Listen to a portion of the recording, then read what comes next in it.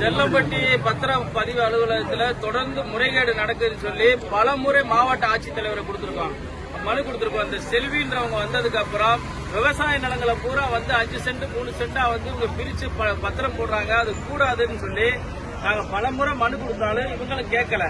Already இவங்களுக்கு 18/9 தேதி 9ஆம் மாசம் ஒரு மனு கொடுத்திருக்கோம்.